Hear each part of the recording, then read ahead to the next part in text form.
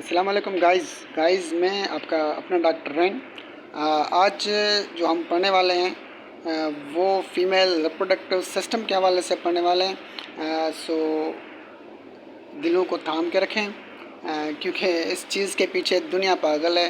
तो आपको पागल नहीं होना, क्योंकि हम आज इस चीज़ को खोल खोल के पढ़ेंगे, देखेंगे कि इस चीज़ में से है क्या। जो दुनिया इसके पीछे पागल है, लेकिन डोंट वरी, जस्ट फन। आज हम इसके बारे में कुछ अच्छा कुछ न्यू पढ़ने वाले हैं, ठीक है। तो हम स्टार्ट करते हैं फीमेल रिप्रोडक्टिव सिस्टम के जो मेन रिप्रोडक्टिव प्राइमरी आर्गन है उससे, ठीक है। ओवरी जो है वो मेन फीमेल रिप्रोडक्टिव सिस्टम का जो है मेन आर्गन है, जिसको हम मतलब कहते हैं प्राइमरी सेक्स आर्गन, ठीक है। दो ओवरीज होते हैं, ठीक है।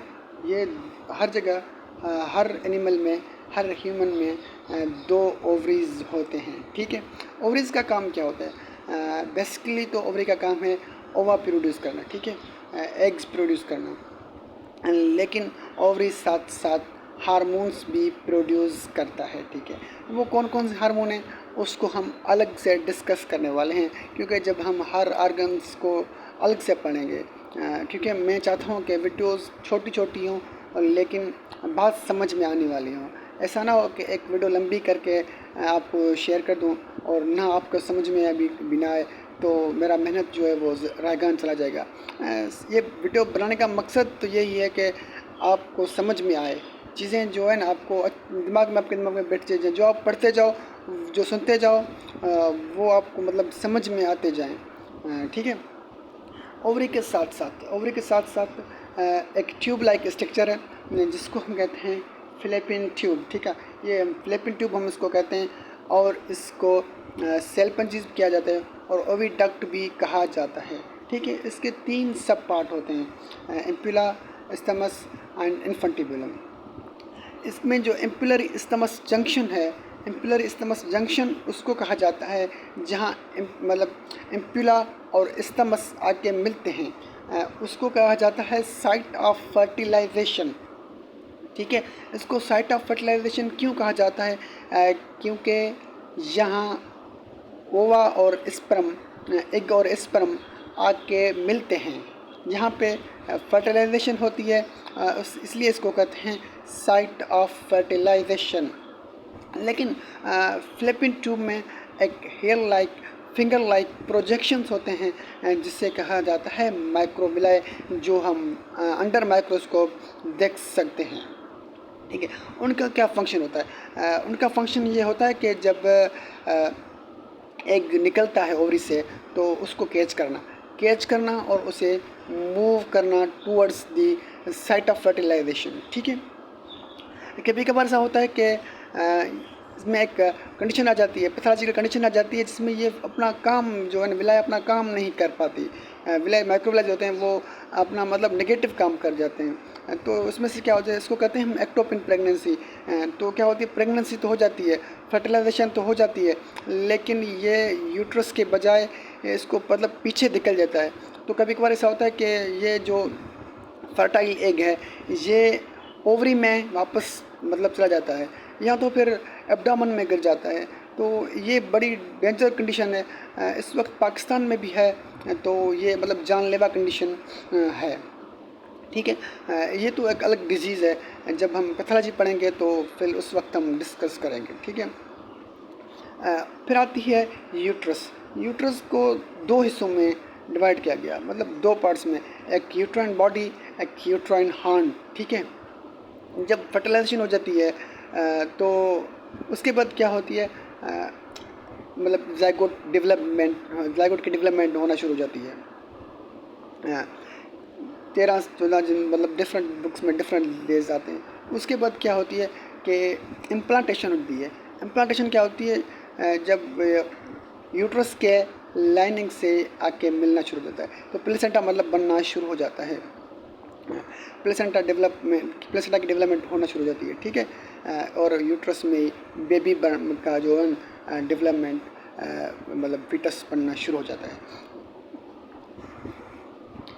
ये इससे पता है, इस सब चीज़ों को, इन सब आर्गन्स को होल्ड कैसे खड़े मतलब एक जगह पे कैसे खड़े हैं, इनको होल्ड करने के लिए होती है लेगामेंट्स होती है, ठीक है। जैसे मीज़ो ओवरिम लेगामेंट जो है वो ओवरी को मतलब होल्ड करके रखता है, ठीक है। और मीज़ोमेट्रियम जो यूट्रस के हार्न्स हैं, यूट्राइन हार्न, उनको मतलब होल्ड करके रखता है, ठीक है। आगे क्या होता है, और इसके आगे एक और आर्गन है जिसको हम कहते हैं सर्वेक्स, ठीक है। सर्वेक्स का फंक्शन क्या होता है, सर्वेक्स में एक गिल्यू प्रोड्यूस होती है, मतलब गिल्यू लाइक मटेरियल होती है जो ड्यूरिंग प्रेगनेंसी सर्वेक्स को सील करता है ताकि प्रेगनेंसी मेंटेन रहे।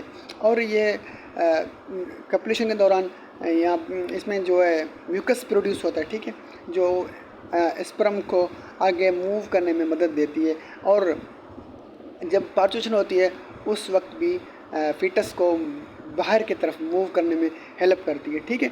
ये जब पार्चुएशन होती है, जब डिलीवरी होती है, तब ये क्या होता है कि अपने साइज़ से 50 टाइम बढ़ जाता है, ठीक है। उसके बिल्कुल साथ साथ एक और आर्गन है जिसको हम कहते हैं वजाइना, ठीक है। ये कैपुलेटरी आर्गन है, ये फीमेल रिप्रोडक्टिव सिस्टम का कैपुलेटरी आर्गन है। ये हो गए इंटरनल आर्गन्स जो जिसको हम बाहर से नहीं देख सकते। ये मतलब एब्डोमिन, हालांकि तो एब्डोमिन या मतलब जिसको हम कहते हैं नॉर्मली जो लैंग्वेज यूज़ की जाती है लेमन लैंग्वेज के एब्डोमिन के अंदर है, हालांकि एब्डोमिन के अंदर नहीं होते हैं, इसकी अलग कैविटी होती है, ठीक है। इसको हम कहते हैं पेल्विक कैविटी, ठीक है।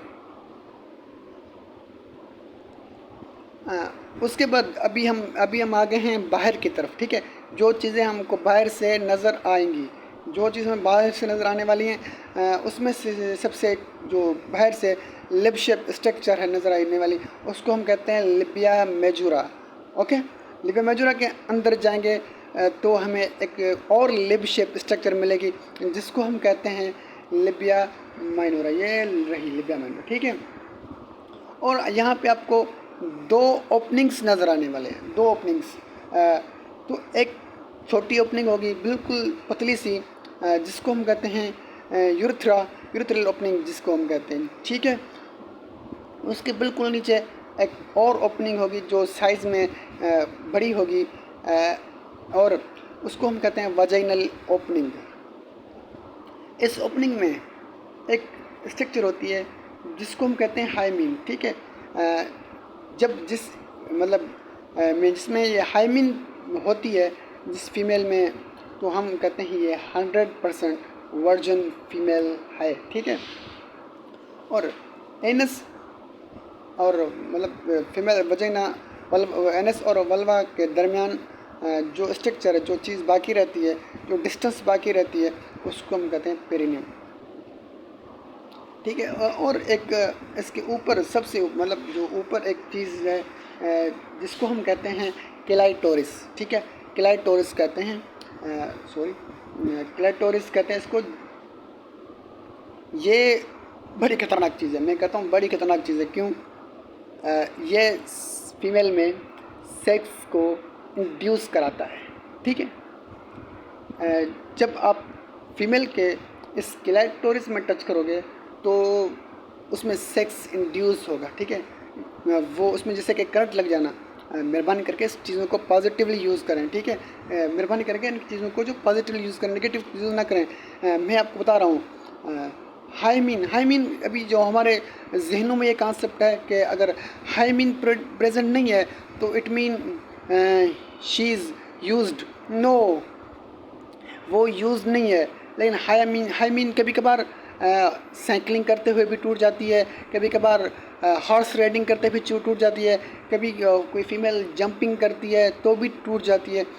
इसका मतलब यह नहीं है कि अगर जब शादी होती है, मैरिज टाइम, जब हाइमीन नहीं टूटता, मतलब ब्लड नहीं आती, तो हम ये समझ रहे होते हैं कि हमारे दिमाग में ये वसवसे होते हैं कि शायद ये जो है ये यूजेज है, मतलब ये कभी यूज़ हो चुकी है।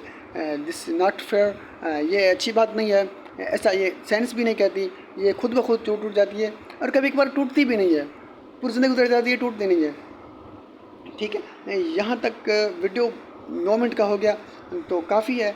आगे भी मैंने पीपीटी तो बना ही रखी है, मेरी तो प्रिपरेशन है, लेकिन मैं ये कहता हूँ कि थोड़ा ही पढ़ें लेकिन आपको समझ में आए, ठीक है। समझ में आपको आना चाहिए। अगर समझ में नहीं आ रहा तो लंबी वीडियो का मतलब बनाने का कोई मतलब नहीं, ठीक है। हम स्टेप बाय स्टेप हर चीज़ को कवर करने वाले हैं। सो अगर आपने अभी तक भी मेरे चैनल को सब्सक्राइब नहीं किया तो प्लीज़ सब्सक्राइब करें और बेल आइकन को प्रेस करें ताकि हर नई आने वाले वीडियो से रहें बाखबर, और अपने फ्रेंड्स के साथ भी शेयर करें। आगे हम ये जो रिप्रोडक्टिव पैथोलॉजी है वो पढ़ने वाले हैं, रिप्रोडक्टिव सिस्टम में जो डिसऑर्डर्स हैं वो पढ़ने वाले हैं, रिप्रोडक्टिव फिजियोलॉजी पढ़ने वाले हैं, एंडोक्राइनोलॉजी पढ़ने वाले हैं। तो ये सारा सिलसिला स्टार्ट हो गया, एक नया सिलसिला स्टार्ट किया हमने फीमेल रिप्रोडक्टिव हवाले से, ठीक है। साथ साथ हम कभी कभार मेल के हवाले से भी पढ़ेंगे, लेकिन मेल के सिस्टम में इतने डिजीज़ वगैरह नहीं होते हैं, इतने मतलब वो कम उसका कोई सिलेबस है। तो हम फोकस तो मेन हमारा होगा फीमेल की तरफ से, जो कि बॉयज़ का होता है, डोंट वरी। तो ठीक है, मस्ती मजाक भी चलती रहेगी और इंशाल्लाह नेक्स्ट वीडियो भी आपकी तरफ जल्दी आएगी इसी सेम टॉपिक पे, क्योंकि हम इसी सेम टॉपिक अभी कंप्लीट नहीं कर रहे हैं, हम इसको आगे फर्दर डीपली चले जाएंगे, ठीक है। पहले हम इसकी पढ़ेंगे फिजियोलॉजी। मैंने आपको बता दिया कि फिजियोलॉजी पढ़ेंगे, अभी तो हमने जस्ट किया है, तो वो कैसे काम करते हैं उसमें मतलब फिर हम पढ़ेंगे उसकी हिस्टोलॉजी, उसमें कौन कौन से लेयर होते हैं। तो ये मतलब लंबा टॉपिक होने वाला है, ठीक है। अल्लाह हाफिज़। मेरे चैनल को ज़रूर सब्सक्राइब करें और बेल आइकन को ज़रूर प्रेस करें अगर आपको ये वीडियो अच्छी लगी हो तो। थैंक्स, अल्लाह हाफिज़।